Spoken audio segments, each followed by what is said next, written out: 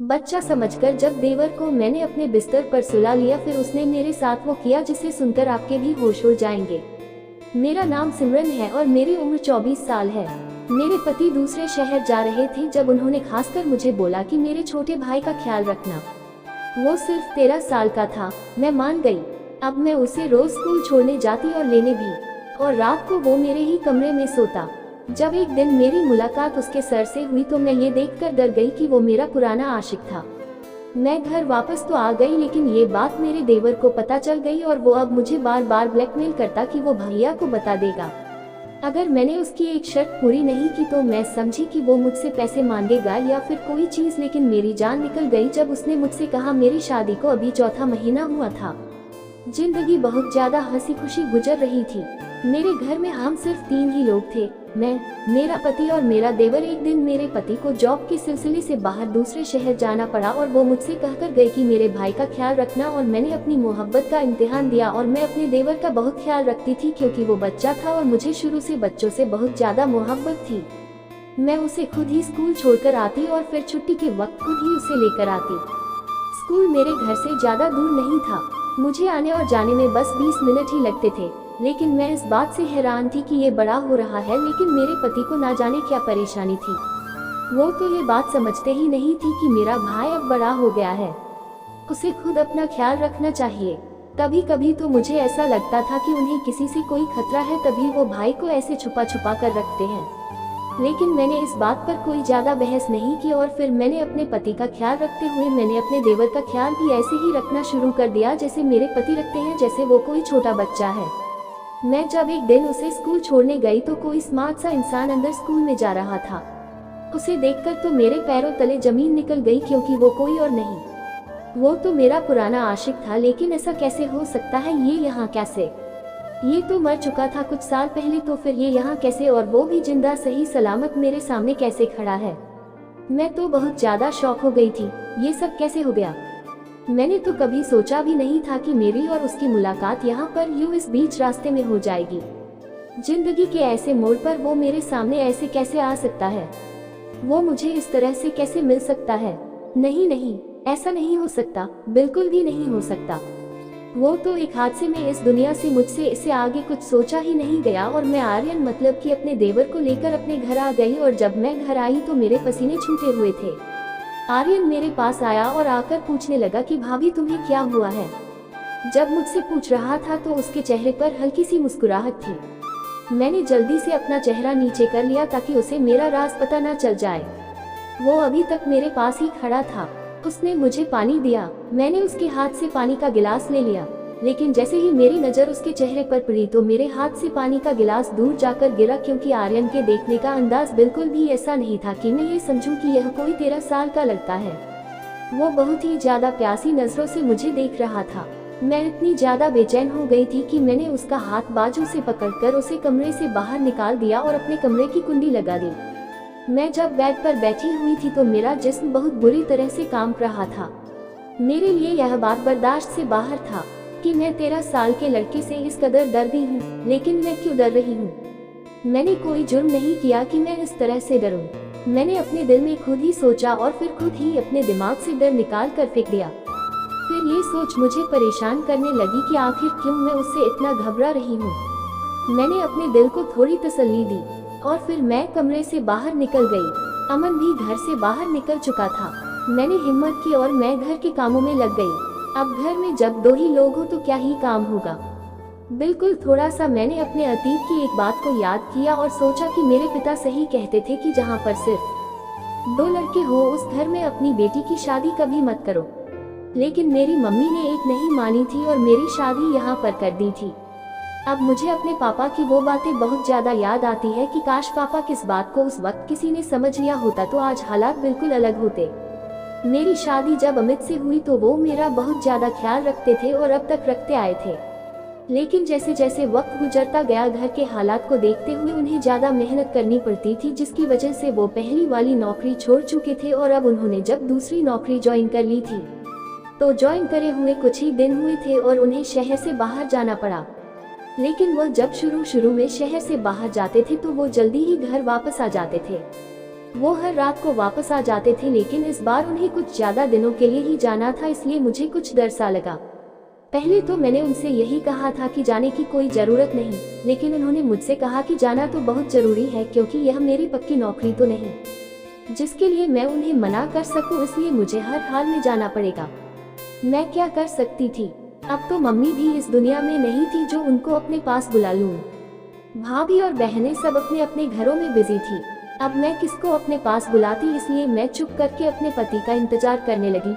लेकिन मुझे क्या पता था कि वो कुछ दिन शहर से बाहर गुजारेंगे तो मेरी जिंदगी इतनी ज्यादा मुश्किल हो जाएगी। एक दिन अपने देवर को स्कूल छोड़ने गई तो वो वहीं पर खड़ा था और मुझे देखता रह गया। ये बात मेरे देवर ने नोट कर ली थी। मैं जल्दी से स्कूल के अंदर गई, क्योंकि आज मेरे देवर के स्कूल में पेरेंट्स मीटिंग थी। अब बेचारी मेरी सास तो थी ही नहीं, इसलिए मैं उसकी माँ की सूरत में उसके स्कूल वालों से मिलने के लिए चली गई। जैसे ही मैं मीटिंग रूम के अंदर गई, वो मेरे बिल्कुल सामने बैठा हुआ था। उसकी नज़र मुझ पर पड़ी तो वो जल्दी से खड़ा हो गया। उसके चेहरे की मुस्कुराहट तो वही थी जो कुछ साल पहले थी। सब कुछ वैसा ही था, वो बिल्कुल भी तो नहीं बदला था, सिवाय इसके कि अब उसके चेहरे पर थोड़ी उदासी छाई हुई थी। वो बचपन अब नहीं था। मैंने जल्दी से चेहरा नीचे कर लिया, लेकिन शायद देर हो चुकी थी। वो पता नहीं कितनी देर तक मुझे ऐसे देखता रहा। तभी आर्यन ने उसे सर कहकर उसका ध्यान मेरी तरफ से हटाया। उसने बोला, सर ये मेरी भाभी है। आर्यन ने मेरा इंट्रो करवाया तो वो थोड़ा होश में आया और बहुत इज्जत के साथ मुझसे बात करने लगा। मैं बहुत ज्यादा कंफ्यूज थी। पता नहीं क्यों मैं फिर से अपने अतीत में जा चुकी थी। अमन ने उसकी नजरों से पता नहीं क्या से क्या समझ लिया था। मैंने बस थोड़ी बहुत बात की और फिर आर्यन से कहा कि अब घर चलो, घर में काफी काम है। लेकिन पता नहीं कब उसके सर ने हमारे लिए खाने पीने का सामान मांगा लिया। आर्यन खाता जा रहा था और कहता जा रहा था कि भाभी आप मेरे साथ रोज आ जाया करे, सर ने तो आज बहुत मुझे करवा दी है। मैंने हिम्मत करते हुए सिर्फ 2 निवाले लिए और फिर उठकर बाहर आ गए। आर्यन काफी देर के बाद बाहर आया। उससे पहले उसका वही सर मेरे पीछे आ गया था। मैं तो खुद को पहले ही बचाती हुई आ रही थी। मैंने जल्दी से ऑटो में बैठकर आर्यन को इशारा किया जो अपने दोस्तों के साथ खड़ा हुआ था। हम लोग घर वापस आ गए। घबराहट की वजह से मुझे सांस लेने में बहुत ज्यादा परेशानी हो रही थी। आर्यन घर आ गया और कहने लगा, अच्छा तो भाभी क्या चक्कर था इस बात का? मैंने उससे कहा कि क्या बात है आर्यन, किस बारे में बात कर रहे हो? तो उसने कहा, अरे मैं तो सर के बारे में बात कर रहा था। कितने अच्छे हैं ना, आप जानते हैं उन्हें पहले से? मैंने कहा, नहीं मैं तो नहीं जानती उनको, मेरा तो उनसे दूर तक कोई ताल्लुक नहीं। अच्छा भाभी रिलैक्स, क्यों इतनी ज्यादा घबरा रही है? मैंने कहा, मैं तुम्हारे भाई की वजह से परेशान हूँ, वो पता नहीं कब वापस आएंगे। मैंने बहुत फिक्र से कहा और हाथ में पकड़े हुए ग्लास की थरथराहट की वजह से वो महसूस हो रहा था। बात करने के बाद वो मुझ पर ताने कसते हुए हंसा और कहने लगा कि भाई यहाँ नहीं है तो क्या बात, सर तो है ना।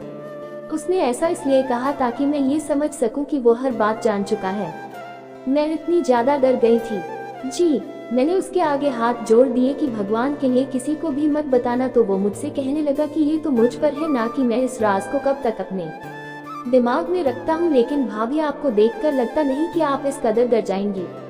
मैं तो आपको बहुत सीधी सादी समझता था और आप लगती भी कुछ ऐसी ही है, लेकिन आपने कैसे कैसे गुल अपने जमाने में खिलाए हुए हैं। अब देखो कैसे पर्दे उठ रहे हैं और कैसे भेद खुल रहे हैं। लेकिन कोई बात नहीं, अगर आप मेरा एक काम कर देंगी तो मैं ये राज किसी को भी नहीं बताऊंगा। लेकिन इसके लिए आपको मेरी एक शर्त पूरी करनी पड़ेगी। मैं इतनी ज्यादा डर गई थी और इतनी बड़ी मुसीबत में फंस गई थी कि मैंने उसकी सारी शर्त मानने के लिए हामी भर दी। मैंने उससे कहा कि मुझे तुम्हारी हर शर्त मंजूर है, क्योंकि मेरे दिमाग में तो यही था कि वो मुझसे पैसे मांगेगा या कोई कीमती चीज, इसलिए मैं बहुत ज्यादा में हर शर्त मान गई। आर्यन, तुम्हें जो कुछ चाहिए मुझे बताओ, मैं तुम्हें दे दूंगी। मेरे इन जुड़े हुए हाथों की तरफ देखो, भगवान के लिए किसी को कुछ मत कहना। आर्यन ने कहा, जी मैं किसी को कुछ नहीं बताऊंगा, लेकिन इस शर्त को पूरा होने के बाद, और वो शर्त मैं आपको परसों ही बताऊंगा। मैंने कहा, आज ही बता दो, क्योंकि मैं नहीं चाहती इस काम में और ज्यादा देर हो। अरे भाभी, मैं आज बहुत जरूरी काम से बाहर जा रहा हूँ, परसों तुम्हें जरूर बता दूंगा। ये कल आप इतनी बेचैन ना हो। ये कहकर वह बाहर चला गया और मुझे पूरी रात के लिए टेंशन में छोड़ गया।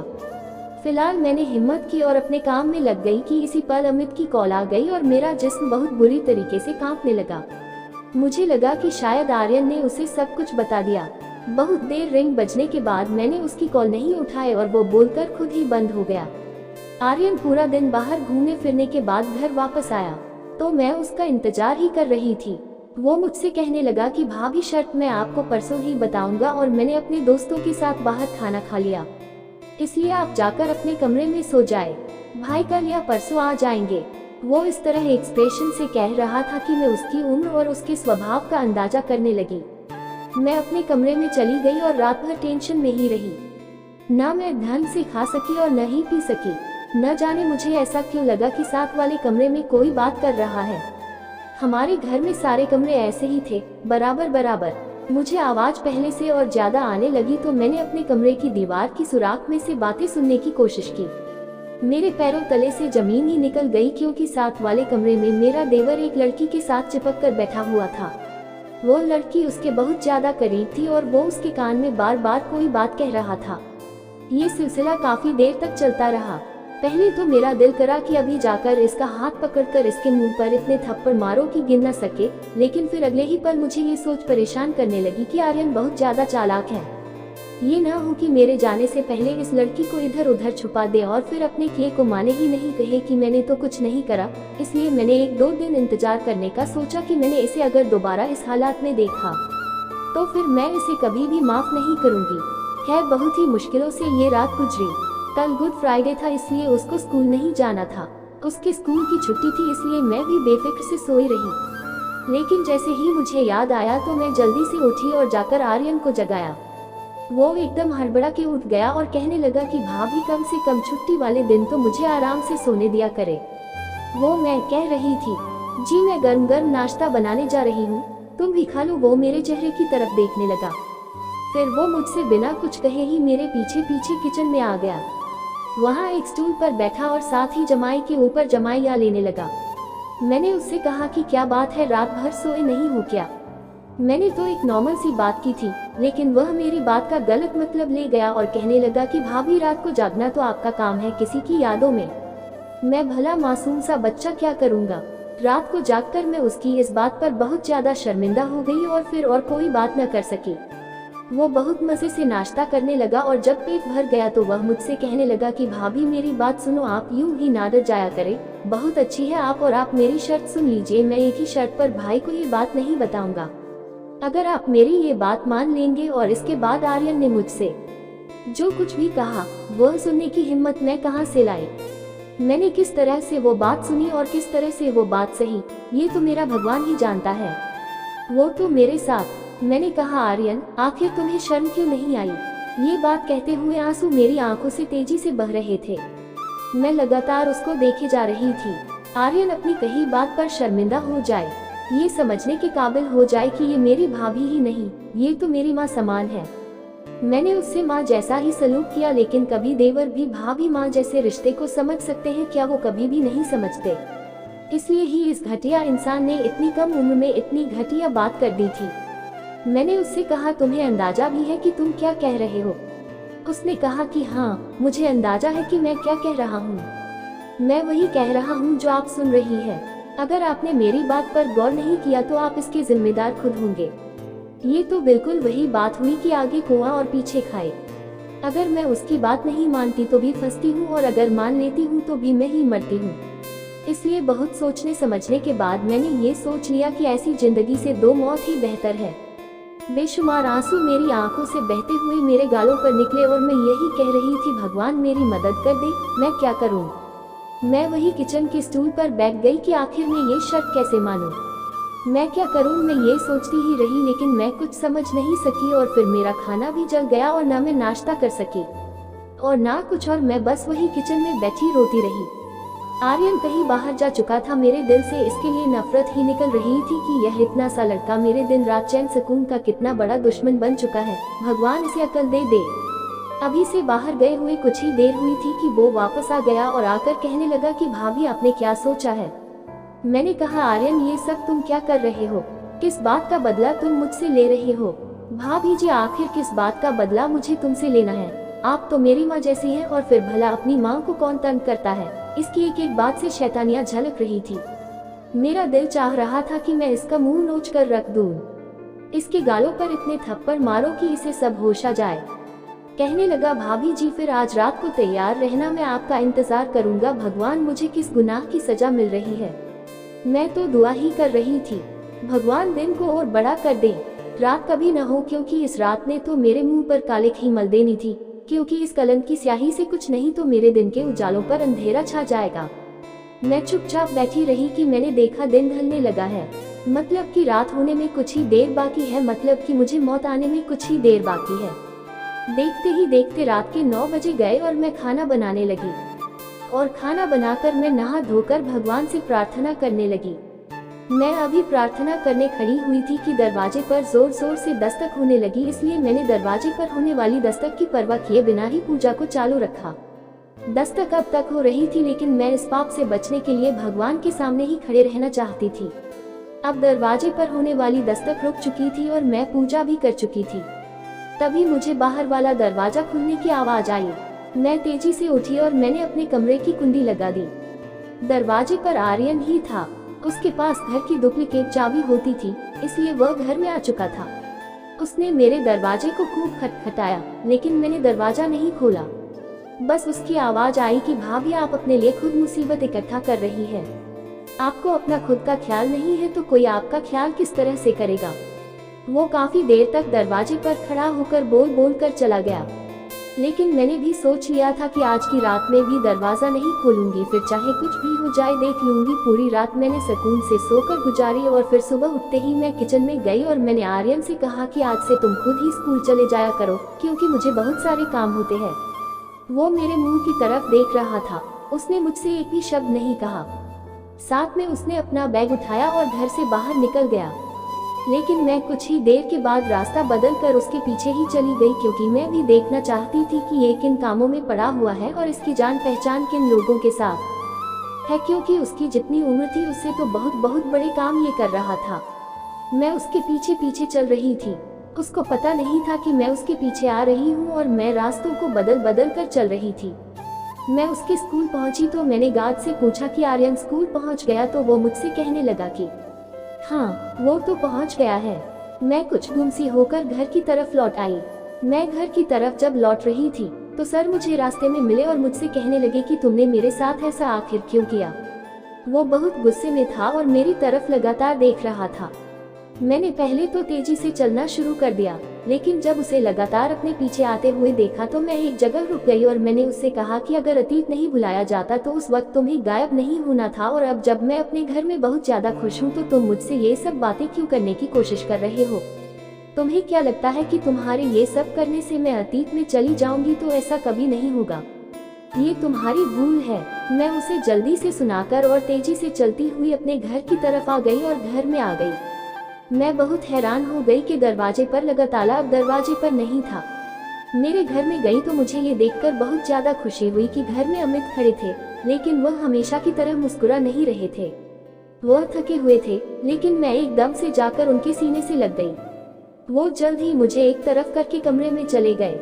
मैं उनके इस व्यवहार से बहुत ज्यादा परेशान हुई कि अचानक क्या हो रहा है और क्यों हो रहा है। एकदम से मेरे दिमाग में आया कि आर्यन ने शायद उन्हें कुछ गलत बता ना दिया हो। तो नहाकर जब बाहर निकले तो मैंने उनसे कहा कि मैं नाश्ता बना चुकी हूँ, आ जाओ कर लो। तो उन्होंने बहुत ठंडे लहजे से जवाब दिया कि मैं नाश्ता करके आया हूँ। मैंने उनके करीब जाकर पूछा कि अमित कुछ हुआ है क्या? तो वो मुझसे कहने लगे कि नहीं अभी कुछ हुआ तो नहीं, लेकिन बहुत जल्द बहुत कुछ होने वाला है। तुम जाओ मौज करो। मैं टिप टिप रोने लगी और ये सोचने लगी कि भगवान किसी भी तरह मेरे अतीत से मेरा पीछा छुड़वा दे। मैं नहीं जानती कि मेरे कौन कौन से पाप इतने ज्यादा है जिसकी वजह से मुझे ऐसी सजा मिल रही है। आर्यन के आने पर अमित का मूड बिल्कुल ठीक था और वो उससे हंस हंस कर बातें कर रहे थे। मेरे दिल में आर्यन के लिए बहुत ज्यादा नफरत आ चुकी थी। ये लड़का मेरे लिए बहुत बड़ा बवाल बन चुका था। अमित ने मुझसे कहा कि अब मैं आ गया हूँ तो कुछ दिन के लिए अच्छा रहेगा कि तुम अपनी मम्मी के यहाँ पर हो आओ। लेकिन मैं क्यों जाऊँ? अभी तो आप घर वापस आए हैं, मुझे कहीं नहीं जाना। लेकिन भगवान को कुछ और ही मंजूर था कि तभी शाम को मेरे घर से कॉल आ गई कि छोटी भाभी की तबीयत बहुत ज्यादा खराब है, इसलिए मुझे जल्दी से वहाँ जाना होगा। अमित मुझे वही मम्मी की तरफ घर के बाहर उतार कर वापस आ गए। लेकिन मैं जैसे ही घर में गई तो सामने बैठे इंसान के ऊपर जब मेरी नजर पड़ी तो मेरी तो सांसें रुक गई। सामने सोफे पर ही आर्यन के सर यानी मेरा बॉयफ्रेंड बैठा हुआ था। उसने मुझे नहीं देखा था, लेकिन मैं जल्दी से दौड़ती हुई भाभी के कमरे में आ गई, जहाँ पर भाभी बिल्कुल ठीक बैठी हुई मुस्कुरा रही थी। ये क्या भाभी, जब आप बिल्कुल ठीक है तो आपने ऐसा मजाक करके मुझे यहाँ क्यों बुलाया? अरे यहाँ आओ तो सही। ये जो बाहर आदमी नहीं बैठा, ये मेरी बहन के रिश्ते के लिए आया है। मैंने इसे यहीं पर ही बुला लिया ताकि तुम्हारे भाई इससे खुलकर मिले और साथ ही एक दूसरे से बात कर ले, क्योंकि उसके माता पिता नहीं है और इससे जो कुछ करना है खुद ही करना है। भाभी बहुत ही ज्यादा खुश होकर बता रही थी। मैं उनकी मुंह की तरफ देख रही थी। अगर आपको इससे रिश्ता करना है तो मुझे झूठ बोलकर यहाँ पर बुलवाने का क्या मकसद है? मैं सच में भाभी से नाराज हो चुकी थी, इसलिए कोई भी बात नहीं कर रही थी। वो मुझे मनाने की लगातार कोशिश कर रही थी, लेकिन मैं एक तरफ मुंह बनाकर बैठ गई। कुछ देर बाद ही भाई ने हम सब से कहा कि खाना लगाए। मैंने ना चाहते हुए भी खाना लगाया, पर इस पर मुसीबत थी कि मुझे वो खाना वहाँ उसके साथ बैठकर खाना भी पड़ा। अभिनव की नजरें लगातार मुझे ही देख रही थी, तो मैं बहुत ज्यादा परेशान हुई। अभी हम खाना खा ही रहे थे कि आर्यन और अमित वो दोनों भी यहाँ आ गए। अरे वाह, यहाँ तो बड़ी पार्टी हो रही है, वो भी हमारे बिना ही। आर्यन ने आते ही पनीर उठाया और उसे खाते हुए ऊंची आवाज में सबसे बातें करने लगा। जब ये दोनों आए थे तब अभिनव यानी आर्यन के सर वॉशरूम में चले गए थे, लेकिन आर्यन उनको देख चुका था और लगातार इंतजार में था। लेकिन अभिनव जा चुका था, उसे कुछ जरूरी काम था। अमित और आर्यन को भी भाई ने ही बुलाया था। वो आज सबको सरप्राइज दे रहे थे। मेरी तो जान पर ही बनी हुई थी। आर्यन और अमित भी अब जा चुके थे और अमित मुझसे कहकर गए थे कि मैं अभी कुछ दिन और यहीं पर रहूं। मैं अगले कुछ दिनों तक यहीं पर रही और भाभी के साथ जाकर शॉपिंग करती रही। उनकी हर बात अभिनव से शुरू होती और जाकर अभिनव पर ही खत्म होती, क्योंकि वो बहुत ज्यादा खुश थी और साथ में वो तारीफें भी करती रहती थी। एक दिन हम शॉपिंग कर रहे थे तो भाभी को याद आया कि साड़ी के मैचिंग का ब्लाउज वो दुकान पर ही छोड़कर आई। मेरे पास बहुत ज्यादा सामान था, इसलिए मैं वहीं पर एक साइड में सारा सामान लेकर बैठ गई और भाभी से कहा कि आप जाए और सारा सामान उठाकर ले आए। भाभी चली गई और मैं वहीं पर एक ही तरफ होकर बैठ गई। तभी मुझे अपने पास किसी के होने का एहसास हुआ, तो वो अभिनव ही था। मैंने उससे कहा कि तुम क्यों लगातार मेरा पीछा कर रहे हो, क्या चाहते हो तुम? तो वो कहने लगा मैं तुम्हारे पीछे क्यों आऊंगा। वो कहने लगा तुमने क्यों अपने आप को ऐसे डर में बंद कर लिया है कि जहां आसपास तुम्हारे सिर्फ परेशानियां ही है। वो मुझे बहुत हैरत से ये सवाल पूछ रहा था। ना जाने कब के रुके हुए आंसू मेरे उसके ये पूछने पर छलक पड़े। वो आगे बढ़ा और मुझे एक टिश्यू दिया। मुझे पता नहीं कि मैंने किस अंदाज से वो टिश्यू पकड़ा और फिर मैंने उससे अपने आंसू साफ किए। कुछ ही देर में भाभी भी आ गई। मुझे नहीं पता उन्होंने देखा या नहीं, लेकिन उन्होंने मुझसे कुछ सवाल नहीं किए। वह चुपचाप होकर मेरी तरफ देखती रही। मेरी सूजी हुई नाक और आंखें उन्हें बहुत कुछ बता रही थी। भाभी ने मुझसे बहुत प्यार से पूछा कि क्या हुआ है। मैंने बहुत शांति से जवाब दिया कि मम्मी पापा की बहुत ज्यादा याद आ रही है। उन्होंने मुझे गले से लगाया और अपने साथ लेकर चल पड़ी। आज की शॉपिंग इतनी ही थी क्योंकि मेरी तबीयत ठीक नहीं थी। जब हम लोग घर पहुंचे तो भाई की बहुत ऊंची आवाज में बात करने की आवाज आ रही थी, जैसे कि वो किसी से लड़ाई कर रहे हैं। हम लोग एकदम अंदर गए तो अंदर अमित बैठे हुए थे और वह मेरे बारे में ही कुछ उल्टा सीधा कह रहे थे कि मैं उसके भाई का ख्याल ठीक से नहीं रखती हूँ और मैं बहुत लापरवाह हूँ। भाई से यह बात बिल्कुल बर्दाश्त नहीं हुई और वो मेरी तरफ बढ़े और पूछने लगे कि ये सब क्या है। बच्चा, भाई हमेशा मुझे बच्चा कहकर ही बुलाते थे। अरे ये क्या बताएगी, हमारी तो किस्मत ही खराब थी जो हमने इसे अपने घर में जगह दी। बस इसे यही रखें, अब अपने घर में मेरा इसके साथ अब कोई रिश्ता नहीं। मैंने एकदम से अमित की ये बात सुनी तो मैंने भाई से कहा कि अभी इसी वक्त आप अमित को फोन करके बुलाएं। भाई ने एकदम कॉल करके अमित को बुलाया और वो कुछ ही देर में यहाँ पर आ गया। कुछ देर बाद अचानक से अभिनव भी घर आ गया था। उसे मेरे भैया ने बुलाया था। जैसे ही अभिनव घर में आए तो उनकी नजर अमित पर पड़ी। जब अमित ने अभिनव को देखा तो दोनों के आंसू एकदम छलक पड़े। अमित आगे बढ़े और अभिनव को गले से लगा लिया। ये तो मेरा भाई है जो कुछ सालों पहले कहीं गायब हो गया था और अब ये यहाँ एकदम से ये सब क्या है। दोनों भाई अतीत में चले गए जहाँ उन्हें एकदम से सब कुछ याद आने लगा। वो कहने लगे कि जब मम्मी का देहांत हुआ तब मैं उस वक्त आर्मी ज्वाइन कर चुका था और आर्मी वालों की नौकरी ऐसी ही होती है, कभी यहाँ तो कभी वहाँ। और जब एक दिन मेरी ट्रेनिंग खत्म हुई तो मुझे बॉर्डर के बिल्कुल पास तैनात कर दिया गया। वहाँ अलग का निशान तो लगा हुआ था, लेकिन मुझे रात के अंधेरे में पता नहीं लग सका। आज फिर मैंने बॉर्डर क्रॉस कर लिया और फिर मैं दूसरे मुल्क की कैद में जा पड़ा। फिर मैं वहाँ 5 साल रहा। वहाँ के 5 साल मेरे लिए 500 साल के बराबर थे, क्योंकि बहुत ही ज्यादा बुरी कैद थी। रोज जुल्म होते थे। और फिर मैंने अपनी चेन उतारकर एक दोस्त को दी कि अगर मैं यहाँ मर गया तो ये चेन मेरे देश मेरे पापा के पास पहुँचा दे। और मुश्किल ये हुई कि मुझसे पहले वो वहीं पर मर गया और बस अखबार में उसके मरने की खबर दे दी गई और उसमें उसकी चेन को बहुत झूम करके दिखाया गया। मेरे घर वालों ने जब ये खबर पढ़ी तो रो पीट कर मुझ पर सब्र कर बैठे। हमारे चाचा और ताऊ तो बहुत खुश थे कि चलो एक बेटा तो गया, अब सारी जायदाद के वारिस हम सब खुद ही होंगे। इसलिए वहाँ मेरा एकदम से उन सब के सामने आ जाना खतरे से खाली नहीं था, इसलिए मैं किसी के सामने नहीं आया। लेकिन मेरे पापा ने वही बॉर्डर के पास ही डेरा लगा लिया, क्योंकि वो ये समझते थे कि मैं जिंदा हूँ और एक उनकी दुआ ने मुझे जिंदा रखा। उनकी कैद से जब मैं निकला तो मेरे पिता वही बॉर्डर के पास एक झुग्गी में रहते थे। उनका हुलिया अभी तक ऐसा ही था कि मैं इतने टाइम बाद उनको एक नज़र में पहचान सकता था। जब वह मेरे पास आए तो मैं उनको अपने साथ ही घर लेकर आ गया। अब इतने साल जेल में रहने के बाद और इतना जुल्म सहने के बाद कुछ तो असर होता ही ना। मैं अपने घर का पता पूरी तरीके से भूल चुका था और पापा की भी बुढ़ापे की वजह से और सदमे की वजह से याददाश्त कम हो गई थी। फिर मैं भटकते हुए वापस अपने शहर में आ चुका था, जहां मैंने एक स्कूल में पढ़ाना शुरू कर दिया। वहां मैंने एक दिन आर्यन को देखा, क्योंकि यह मेरी कैद के दौरान बहुत ज्यादा छोटा था, लेकिन इसके गाल पर ये लाल निशान इसकी निशानी बन गया और मैंने इसको पहचान लिया। और फिर मैंने इसे खूब दोस्ती की और मैंने इसे सब कुछ बता दिया। उसने मुझसे कहा कि ये मुझे हर सूरत में अपने साथ घर लेकर जाएगा। फिर एक दिन मैंने भाभी को देखा तो मुझे कॉलेज का वक्त याद आ गया, जब हम एक दूसरे को पसंद करते थे। आर्यन कहने लगा कि यही आपको अपने साथ घर लेकर जा सकती है, और फिर मैंने इसे मेल मिलाप बढ़ाने की कोशिश की। लेकिन पुरानी बातों की वजह से इस औरत ने मुझे जरा भी भाव नहीं दिया, बल्कि इसने हमेशा ही मुझसे बहुत सख्त और तंग लहजे में बात की। और फिर उसने आर्यन की भी कोई बात नहीं मानी। पापा जी मेरे साथ ही है। एकदम से पिछले कमरे से बहुत ही ज्यादा बूढ़े आदमी निकले और आते ही अपने तीनों बेटे को और मुझे गले से लगा लिया। अब हम सब बहुत ही ज्यादा खुश थे, लेकिन आर्यन की खुशी तो दोगुनी थी, क्योंकि वो सबसे छोटा होने की वजह से सबसे ज्यादा अपने माँ पापा को मिस करता था। लेकिन उसे माँ तो नहीं मिल सकती, लेकिन इतने सालों बाद उसके पापा उसे मिल गए थे। फिर अमित ने अकेले में मुंह से बोला, प्लीज भाभी मुझे भी आप माफ कर दो, मैंने भी आपको बहुत तंग किया है। मैं तो आपकी सिर्फ मजे ले रहा था और आपको डरा रहा था। मुझे पता चल गया था कि उस रात आपने मुझे उस लड़की के साथ देख लिया था। मैं डर गया था कि कहीं आप मेरे बारे में सारी बातें भैया को ना बता दे। मैं आपके दिल से इज्जत करता हूँ और आप मेरी माँ समान हैं।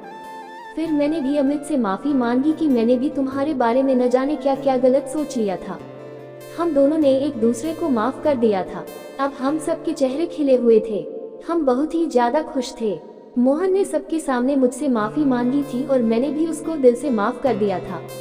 तो इस कहानी के बारे में आपकी क्या राय है? कमेंट करके जरूर बताइएगा। आपको हमारी ये कहानी कैसी लगी? आप हमें कमेंट बॉक्स में जरूर बताएं। यदि आपके पास भी ऐसी कोई प्यारी सी कहानी है या फिर ऐसी कोई कहानी जिससे कुछ शिक्षा मिले, तो आप हमारे साथ उसको जरूर शेयर करें।